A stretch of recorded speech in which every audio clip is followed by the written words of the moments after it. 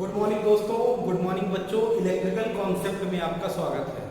बच्चों, हमने पिछले वीडियो में विद्युत धारा के ऊष्मीय प्रभाव के बारे में समझा था। हमने यह जाना था कि ऊष्मीय प्रभाव को जूल नाम के वैज्ञानिक ने दिया था और उन्होंने यह बताया था कि कोई भी चालक अपने प्रतिरोध के कारण ऊष्मा पैदा करता है, यानी कि उसमें जितना प्रतिरोध होगा वह उतनी ही ऊष्मा को पैदा करेगा। ठीक है ना दोस्तों। तो हमने यह जाना था कि H=I²RT होता है। यह फार्मूला उन्होंने दिया और यह जो होता है वह जूल में होता है। मतलब कि जो ऊष्मीय प्रभाव पैदा करने वाला युक्तियां होती हैं वह कौन कौन सी होती हैं ये भी हमने सीखा था। तो वह हमने ओवन को पढ़ा था, गीजर, हीटर, प्रेस इत्यादि को पढ़ा था। और हमने यह जाना था कि जो ऊष्मा का मात्रक होता है वह कैलोरी होता है, जूल होता है। ठीक है। और उसमें हमने पढ़ा था कैलोरी ऊष्मा का बड़ा मात्रक होता है, जूल उसका छोटा मात्रक होता है। और इसके संबंध को भी हमने यहाँ पर देखा था। आज हमारा जो टॉपिक है वह विद्युत धारा के प्रभाव का अगला प्रभाव है चुंबकीय प्रभाव। यहाँ पर एक डायग्राम दिख रहा है और हमने यह बताने की यहाँ पर कोशिश की है कि जब किसी भी सप्लाई मतलब कि किसी भी लोड को जब हम सप्लाई से जोड़ते हैं तो उसके चालक में चुंबकीय प्रभाव पैदा हो जाता है। ठीक है ना दोस्तों। जब हम यहाँ पर देखिए, यहाँ पर सप्लाई है और हम इस सप्लाई को जब लोड से जोड़ते हैं, यानी कि हम इसको ऑन करते हैं, जब इसमें धारा का प्रवाह होने लगता है तो इसके चालक में चुंबकीय प्रभाव पैदा हो जाता है। यानी कि कुछ ऐसे चालक हैं तो इसके चारों तरफ विद्युत क्षेत्र बन जाता है। चारों तरफ क्या हो जाता है, चुंबकीय क्षेत्र क्या हो जाता है, बन जाता है। जैसे कि ये क्या है, धारा का प्रवाह हो रहा है तो इसके चारों ओर क्या हो जाता है दोस्तों, इसके चारों चुंबकीय क्षेत्र पैदा हो जाता है किसी भी चालक के चारों ओर। ठीक है ना। तो आज हम इसी प्रभाव को समझेंगे। तो इस प्रभाव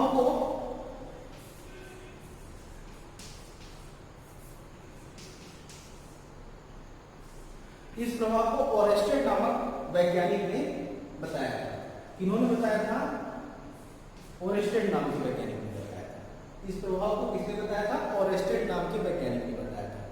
उन्होंने यह कहा कि जब किसी चालक को विद्युत सप्लाई से जोड़ते हैं तो उस चालक में क्या हो जाता है, उस चालक के चारों चुंबकीय प्रभाव या चुंबकीय क्षेत्र पैदा हो जाता है। ठीक है। तो हम इस इमेज के माध्यम से हम यहाँ समझ भी लेंगे कि इसके चारों क्या हो जाता है, चुंबकीय क्षेत्र पैदा हो जाता है। अब चुंबकीय प्रभाव को पैदा करने वाली कौन कौन सी युक्तियां हैं जो चुंबकीय प्रभाव को पैदा करती हैं? तो वह युक्तियां हैं AC/DC मशीन, ट्रांसफार्मर। ठीक है ना दोस्तों। AC/DC मशीन में जनरेटर हो गया, DC जनरेटर हो गया, DC मोटर हो गया, अल्टरनेटर हो गया इसी मशीन में। तो ये सारी युक्तियां क्या करती हैं, ये विद्युत धारा के चुंबकीय प्रभाव को पैदा करती हैं। ठीक है दोस्तों। तो हमने यहाँ पर ये जाना। अब देखिए, जो हमारा सप्लाई होता है वो सप्लाई कैसी होती है, विद्युत धारा के हमने दो प्रकार पढ़े थे, एक AC होता है, एक DC होता है। तो जो हमारा DC सप्लाई होता है उसमें जो चुंबकीय क्षेत्र पैदा होता है वह कैसा होता है, स्थिर स्वभाव का होता है। कैसा होता है कि स्थिर चुंबकीय क्षेत्र पैदा होता है। ठीक है। और जो AC सप्लाई होता है, यानी कि जो चुंबकीय क्षेत्र पैदा होगा ना वह फिक्स रहेगा कि इधर N है और इधर S है, फिक्स रहता है, स्थिर स्वभाव का होता है। जो AC सप्लाई है अगर सिंगल फेज की है इसमें जो चुंबकीय क्षेत्र पैदा होगा वह कैसा होगा, वह होगा प्रत्यावर्ती स्वभाव। कैसे होगा दोस्तों, प्रत्यावर्ती स्वभाव। क्योंकि AC कैसी होती है, ऐसे होती है, प्रत्यावर्ती धारा कहलाती है। तो कभी यहाँ पर प्लस होता है, कभी माइनस होता है, यानी कि धारा की दिशा क्या होती है, अल्टरनेट चेंज होती रहती है। और इसमें DC में धारा की दिशा क्या होती है, स्थिर बनी होती है। इसलिए इसमें जो चुंबक बनता है, चुंबकीय क्षेत्र पैदा होता है, वह स्थिर स्वभाव का होता है। सिंगल फेज AC में जो चुंबकीय क्षेत्र पैदा होता है वह कैसा होता है, प्रत्यावर्ती स्वभाव का होता है। टू फेज AC में जो चुंबकीय क्षेत्र पैदा होता है वह कैसा होता है, वह होता है घूर्णी स्वभाव का। कैसा होता है, घूर्णी स्वभाव का। ठीक है दोस्तों। और 3 फेज AC में भी जो चुंबकीय क्षेत्र पैदा होता है वह भी घूर्णीय स्वभाव का होता है। इसमें जो होता है जो जो आपका टू फेज एसी होता है, इस टू फेज एसी में घूर्णी स्वभाव और पल्सेटिंग,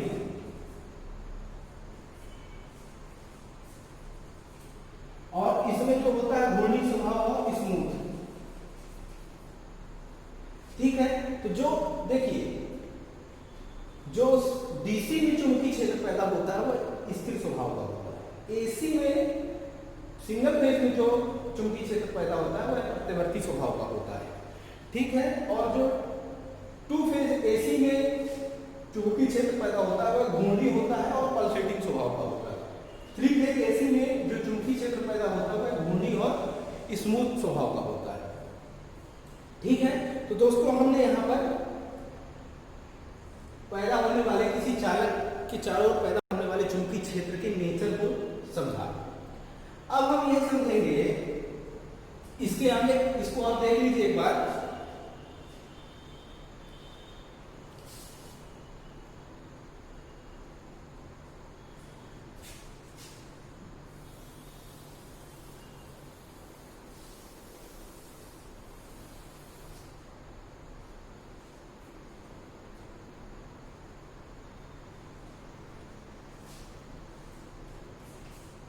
दोस्तों जो चुंबकीय क्षेत्र की प्रकृति होती है, जो चुंबकीय क्षेत्र की प्रकृति होती है वह धारा के प्रकृति पर निर्भर करती है। तो हमने क्या जाना, हमने जाना कि जब डीसी के स्थिर स्वभाव का चुंबकीय क्षेत्र होता है, एसी में क्या होता है प्रत्यावर्ती स्वभाव का होता है, टू फेज में घूर्णी स्वभाव का होता है पल्सेटिंग टाइप, और जो थ्री फेज होता है उसमें भी घूर्णी स्वभाव और स्मूथ टाइप का होता है चुंबकीय क्षेत्र। तो हमको यहाँ से यह समझ में आता है कि जो चुंबकीय क्षेत्र की प्रकृति होती है धारा की प्रकृति के ऊपर निर्भर करती है। जैसी धारा होगी जिस स्वभाव की, उसी स्वभाव का हमारा चुंबकीय क्षेत्र पैदा होगा। और जो चुंबकीय क्षेत्र होता है बच्चों, जो चुंबकीय क्षेत्र की तीव्रता यानी कि कितना चुंबकीय क्षेत्र बनेगा यह धारा के परिमाण पर निर्भर करता है। ठीक है ना, तो चुंबकीय क्षेत्र की तीव्रता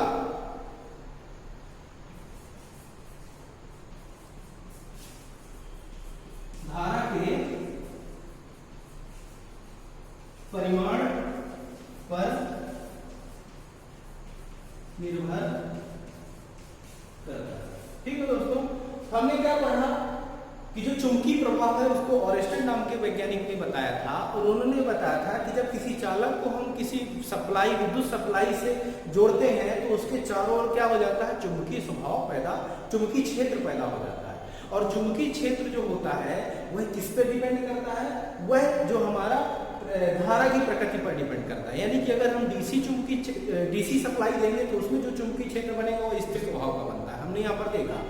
फिर हमने ये देखा कि अगर हम सिंगल फेज की देते हैं एसी सप्लाई तो प्रत्यावर्ती स्वभाव का बनता है, टू फेज की अगर हम सप्लाई देते हैं तो घूर्णी स्वभाव का चुंबकीय क्षेत्र बनता है, और थ्री फेज की जब हम सप्लाई देते हैं तो हमारा जो चुंबकीय क्षेत्र बनता है वो कैसे बनता है, घूर्णी और स्मूथ प्रकृति का बनता है।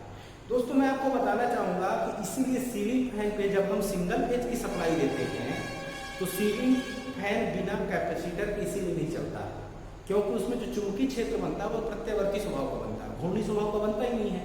और हमको किसी भी मोटर को चलाने के लिए जो चुंबकीय क्षेत्र है वह कैसा बनना चाहिए, कैसे मिलना चाहिए, वह घूर्णी स्वभाव का होना चाहिए।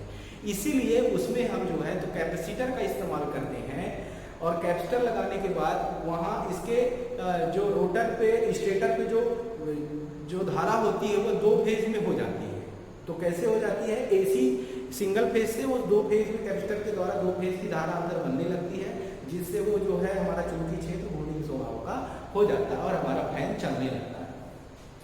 ठीक है ना, यानी सिंगल फेज की जितनी भी मोटर उसमें सब में कैपेसिटर लगता है, क्योंकि सिंगल फेज में जो चुंबकीय क्षेत्र है वो प्रत्यावर्ती स्वभाव का होता है, उसमें जो है तो कोई भी रोटर घूमेगा ही नहीं, क्योंकि एक बार धारा ऐसे जाती है फिर दूसरी बार नीचे यानी कि निगेटिव जाती है। तो जो इस स्वभाव की होती है तो कभी रोटर क्लॉकवाइज तो कभी एंटी क्लॉकवाइज घूमेगा और अपनी जगह पे स्थिर होगा, और हमिंग की आवाज़ आती रहेगी और वो चलेगा नहीं, इसीलिए उसमें हम कैस्टर का यूज करते हैं। हम आगे इसको बहुत अच्छे से समझेंगे। तो हमने यहाँ पर चुंबकीय प्रभाव के बारे में समझा और हमने ये समझा कि किस तरह की सप्लाई में कैसा चुंबकीय क्षेत्र पैदा होगा, और चुंबकीय क्षेत्र की जो तीव्रता होती है वह किस पे डिपेंड करती है, वह हमारे धारा के परिमाण पर डिपेंड करती है। धारा का परिमाण मतलब कि ये आपका करंट है और जितना ज़्यादा इसका एम्पलीट्यूड होगा, जितनी ज़्यादा इसका एम्पलीट्यूड होगा, ये परिमाण होता है, एम्पलीट्यूड होता है, मान होता है, उतना ही ज़्यादा इसका चुंबकीय क्षेत्र बनेगा। तो आज के लिए बस इतना ही। हम अगले वीडियो में अगले कॉन्सेप्ट के साथ आपसे मिलेंगे। तब तक के लिए धन्यवाद। जय हिंद।